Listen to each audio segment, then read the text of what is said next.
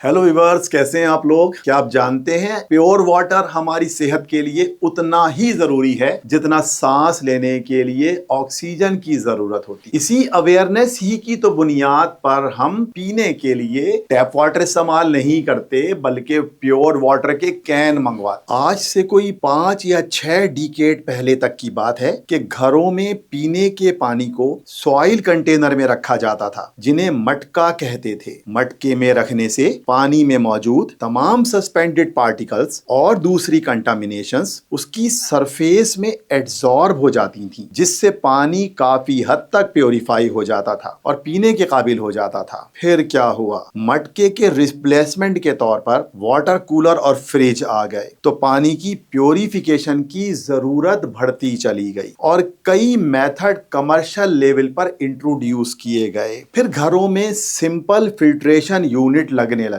मगर इन तमाम तरीकों से पानी प्योरीफाई तो हो जाता है, लेकिन इसमें मौजूद इंप्योरिटीज और कंटामिनेशन मुकम्मल तौर पर सेपरेट नहीं हो पाती। तो अब हम आपको ये बताएंगे कि इम्प्योर वाटर में दो किस्म की कंटामिनेशंस होती हैं। सस्पेंडेड पार्टिकल्स जो कि साइज में बड़े होते हैं, ये मड, क्ले, सैंड वगैरह होते हैं, और डिजोल्व पार्टिकल जो कि वाटर में डिजोल्व हो चुके होते हैं, ये मुख्तलिफ किस्म की गैसें होती हैं, खतरनाक किस्म के ऑर्गेनिक कंपाउंड्स होते हैं, इनऑर्गेनिक आयंस होते हैं और माइक्रो ऑर्गेनिज्म बैक्टीरिया वगैरह होते हैं। रिवर्स ऑस्मोसिस, जिसे आरओ वाटर फिल्ट्रेशन मेथड भी कहते हैं, एक ऐसा यूनिक मेथड है जिसमें वाटर में मौजूद टोटल इंप्योरिटीज सेपरेट हो जाती हैं। आरओ की केमिस्ट्री तो 1960s में किताबों में आ गई थी, मगर कमर्शियल लेवल पर इसे 2002 में मुतारिफ करवाया गया था। ये अपने सिंपल और इकोनॉमिकल होने की वजह से आज पूरी दुनिया में पॉपुलर हो गई है। आरओ प्रोसेस को समझने से पहले हमें केमिस्ट्री के एक बेसिक टॉपिक ऑस्मोसिस को समझना होगा। ऑस्मोसिस एक ऐसा प्रोसेस है जिसमें वाटर के मॉलिक्यूल डाइल्यूट सॉल्यूशन से कॉन्सेंट्रेटेड सॉल्यूशन की तरफ एक सेमी परमिएबल मेम्ब्रेन के जरिए पास होते हैं। या फिर आसान लफ्जों में यूं समझ लें कि वाटर के मॉलिक्यूल प्योर वाटर से इम्प्योर वाटर की तरफ through semi permeable membrane flow करते हैं। मगर रिवर्स ऑस्मोसिस में वाटर के मॉलिक्यूलों को इम्प्योर वाटर से प्योर वाटर की तरफ बहाया जाता है through a semi permeable membrane. मगर ये नेचुरल प्रोसेस नहीं है, इसके लिए एक हाई प्रेशर रिक्वायर होगा। इस प्रेशर की रेंज 100 psi से 800 psi के दरमियान रखी जाती है और इसका डिपेंड इस बात पर होता है कि वाटर किस हद तक इम्प्योर है।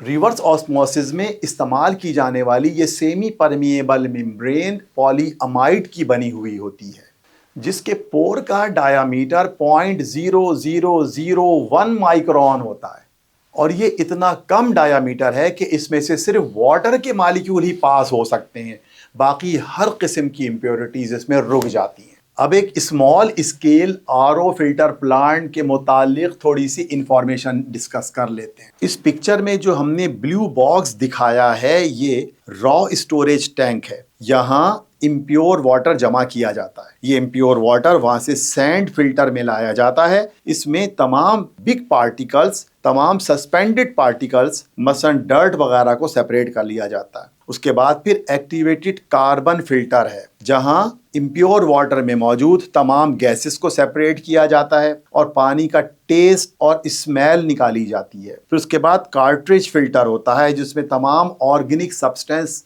मसलन पेस्टिसाइड्स वगैरह को सेपरेट कर लेते हैं। एंड देन फिर उसके बाद आता है रिवर्स ऑस्मोसिस यूनिट, जिसके एक साइड पर एक हाई प्रेशर पंप लगा होता है और उसके साथ ही एक गेज लगा हुआ होता है। इस रिवर्स ऑस्मोसिस यूनिट में सेमी परमिएबल मेम्ब्रेन लगी होती है। यहाँ से तमाम वाटर फिल्टर हो जाता है और उसमें मौजूद तमाम इंप्योरिटीज सेपरेट हो जाती हैं। इस वाटर को दूसरी जानिब एक टैंक में जमा कर लिया जाता है। आरओ प्रोसेस इम्प्योर वाटर को प्योर वाटर करने का एक सस्ता और आसान तरीका है, मगर इसका एक डिसएडवांटेज ये है कि जहां ये जरासीमों से लेकर पॉइजनस केमिकल तक हर किस्म की कंटामिनेशन को सेपरेट कर देता है, वहीं ये वाटर में मौजूद कुछ एसेंशियल मिनरल्स को भी सेपरेट कर देता है, जिनकी हमारी बॉडी को पीपीएम लेवल पर जरूरत होती है। और इसके लिए एक टर्म यूज की जाती है TDS। WHO की रिकमेंडेशन के मुताबिक वाटर का